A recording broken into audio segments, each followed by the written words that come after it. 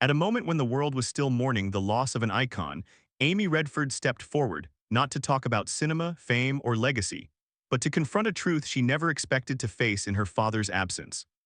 A truth born not from Hollywood, but from fabricated stories spread in his name. Before he became a legend whose name echoed across film festivals, screens, and generations, Charles Robert Redford Jr. entered the world on August 18, 1936, in Santa Monica, California. He grew up between modest means and open sky, the kind of childhood framed by long roads, baseball fields, and a quiet longing for something just beyond the horizon. His early years weren't charmed. He faced loss young, and as a teenager he struggled with direction. But beneath that restless spirit lived a dreamer, someone pulled toward art, toward storytelling, toward the moving image long before it ever called his name.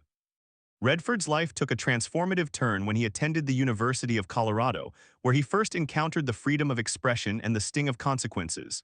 After leaving college, he traveled Europe, painting, discovering, searching. Those wanderings would become the brushstrokes of the artist he would later become. When he returned to the United States, he embraced acting with fresh determination. He studied at the American Academy of Dramatic Arts, and soon his natural charisma and quiet intensity began turning heads. Then came the breakthrough Butch Cassidy and the Sundance Kid, a film that didn't just make Robert Redford famous. It made him immortal. His career flourished with roles in The Sting, All the President's Men, The Natural, and Out of Africa. But Redford was never content being simply a face on a poster.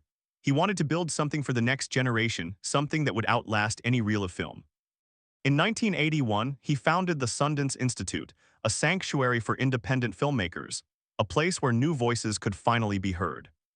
Robert Redford became more than an actor, more than a director, more than an icon. He became a guardian of storytelling itself. In the shadow of that towering legacy was a daughter who grew up not only witnessing a legend form, but living beside the man behind it. Amy Redford, born October 22, 1970, grew up in a household shaped by creativity, humility, and a father who believed deeply in the transformative power of art.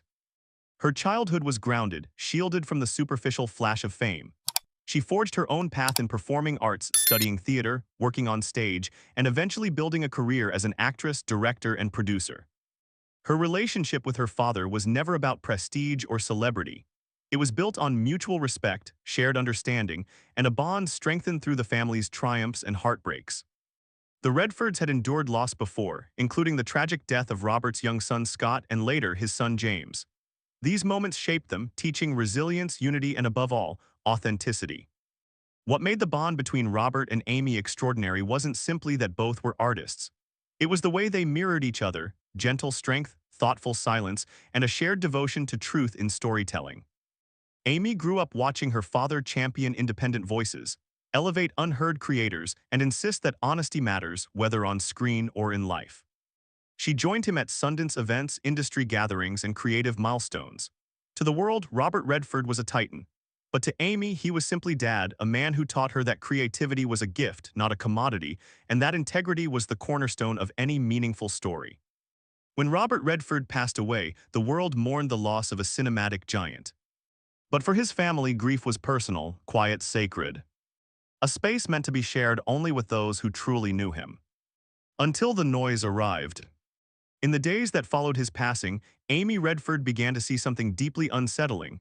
Not heartfelt tributes, not respectful reflections, but false reports spreading across social media and entertainment outlets. Fake statements attributed to family members. Claims of public funerals that never happened. Fabricated insider quotes about private moments the family never shared. Suddenly, the family's grief, already fragile, was disrupted by a storm of misinformation. And in that moment, Amy decided she could no longer stay silent. Her message, spoken with clarity and grace, was not born from anger but from sorrow. She thanked those who had offered genuine support, then revealed what the public didn't know. People were publishing fake stories about their family during one of the hardest moments of their lives. Her plea was simple, powerful, and deeply human. What if this was you? It wasn't a fight against journalism. It wasn't a condemnation of social media. It was a call for empathy. A call for decency. A reminder that grief is not entertainment. Amy explained that the family had not held a public memorial yet, that any claims otherwise were nothing more than fabrications, and that mourning should never be shaped or disrupted by falsehoods. Her voice became a quiet but firm stand against the distortion of truth. Let the family grieve. Let the truth speak for itself. Let dignity remain intact. Robert Redford's passing marked the end of an era. His films shaped decades, his festival changed cinema, his environmental work inspired generations. But beyond the spotlight, his truest legacy lives in the hearts of those who knew him not as an icon, but as a father, husband, and friend. Hollywood honored him, filmmakers praised him, activists remembered his courage. Yet no headline and certainly no fabricated story could ever define him. Only his family can. And Amy Redford, standing at the crossroads of public mourning and private loss, reminded the world of something her father believed in with all his heart. Authenticity matters. Humanity matters. Truth matters. As the world continues to celebrate Robert Redford, Amy's words linger like the final narration in one of his films. A reminder that grief deserves respect. Family deserves peace. And storytelling, even in memory, must remain rooted in what is real.